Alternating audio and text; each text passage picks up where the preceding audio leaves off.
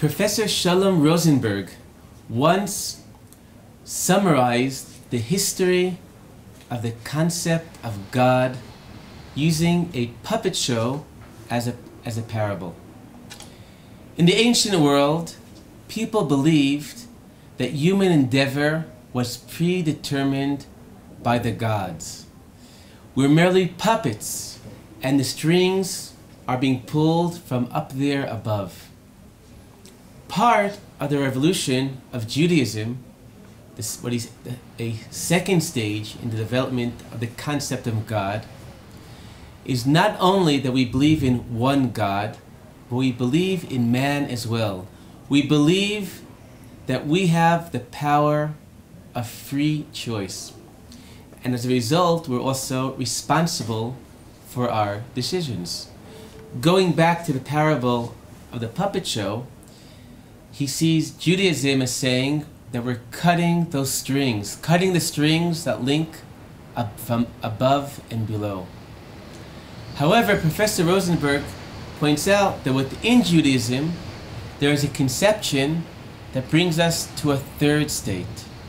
According to the Kabbalah, the strings are back, connecting the world above and the world below, but as opposed to the first state, it's the puppets, it's us below who are pulling the strings. A major belief within the Kabbalah that human endeavor impacts not only on this world, but human endeavor impacts on the realm of the divine as well. This concept, among other places, appears in the ancient Kabbalistic work, the Sefer HaBahir, who interprets the opening verse of this week's Parsha in this light. In the beginning, our Parsha talks about the building of the Mishkan, and at the beginning, there's a call by God for donations for the building of the Mishkan. Now in the Hebrew, the phrase is V'yikchu li truma. The word truma often is translated as a donation. So we'd expect the verse to say, give me a donation. However, the Hebrew reads V'yikchu li, take me, and then truma, take me a donation, doesn't seem to follow. However, there's another meaning to the word truma. Truma could mean to uplift. And as a result, the Sefer HaBahir explains the phrase, V'yikchu li truma, take, God says, take me and lift me up. And here we have the concept that humanity has the ability to uplift God.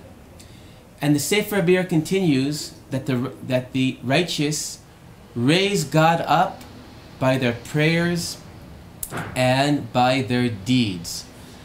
And I'd like to present and develop these two concepts. What does it mean to raise God through our prayers? What does it mean to raise God through our deeds? And maybe I'll start with a disclaimer that within the Kabbalah also believes that the essence of God is infinite and unchangeable. When we talk about uplifting God, impacting on God, we're relating to how God is expressed within the world. So raising God based on prayer. There's a famous anecdote about the Rebbe of Kutsk that his students once asked him, where can God be found? And his answer was, wherever you let him in. And this reflects the belief that our perception of the world, and here it's talking about the perception of the divine in the world, the perception of reality is part of the reality itself. And a perception and realization of God's place in the world is part of creating that reality of the presence of God.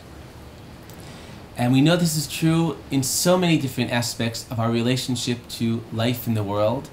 there's a famous story that the writer Yosef Brenner once complained to Rabbi Kook that as Brenner put it, wherever you go, you see light, light, light. Wherever I go, I see darkness, darkness, darkness. And if we ask the question, who's right? Are we surrounded by light or are we surrounded by darkness?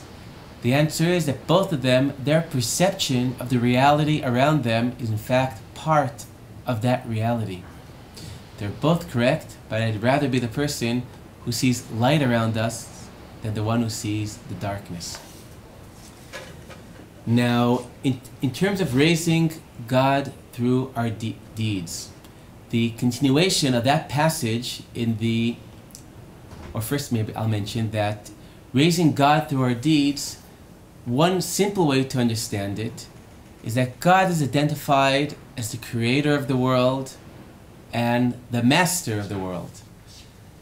The more the world is uplifted by our deeds, the more the world is made more beautiful. The identification of God as creator and master of the universe is therefore become more sublime, becomes more uplifted. Now the Bahir in the following passage identifies those people who uplift God through their deeds as the Lamed Vav Tzadikim, the 36 righteous who the world exists or is able to continue existing through their merit.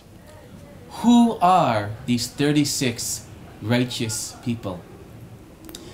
There is a famous story that the Israeli writer Chaim Be'er, when he was a small child, approached the saintly Rabbi Aryeh Levine and asked him very innocently that, Rabbi Aryeh, people say that you are one of the 36 tzaddikim. Is this true or is this false?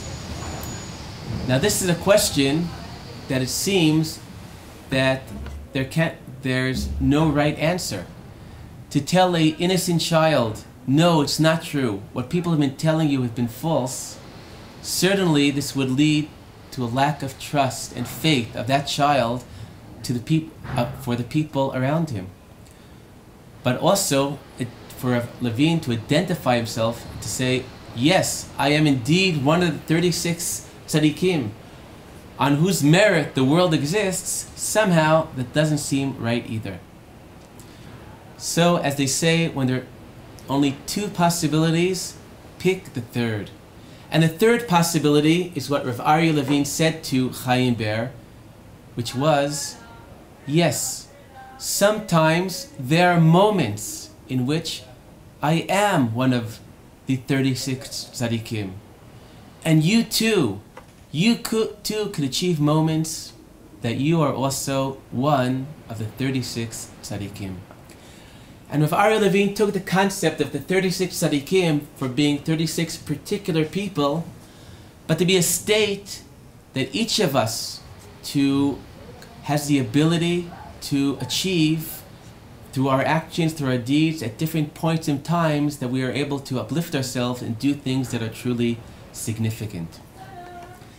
In fact, I once saw yet a broader interpretation about the identity of those 36 tzaddikim. The author Arthur Kessler, a secular Jew, writes in his autobiography, he writes about his journeys in Soviet Russia of the 1930s.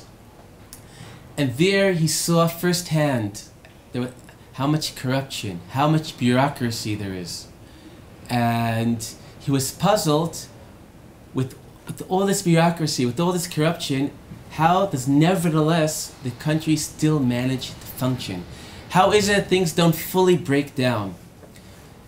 And he writes that he recalled the story of the 36 tzaddikim. And for him, the 36 tzaddikim were those people that despite the system went above and beyond the call of duty, and these people may help keep things going despite despite the system, despite everything. Now, and this idea, for me, I feel very relevant to life in Israel today. Not that life in Israel is, God forbid, so bureaucratic or corrupt as was Soviet Russia. But I feel I've come from a large country with small challenges, America, which I grew up in, to a small country with very large challenges. And to meet those challenges, we're so few, we're so small, and there's so many challenges, we all have the obligation and the privilege to find those moments that each of us will be one of the 36 tzaddikim to keep the world going and uplift God. Shabbat Shalom.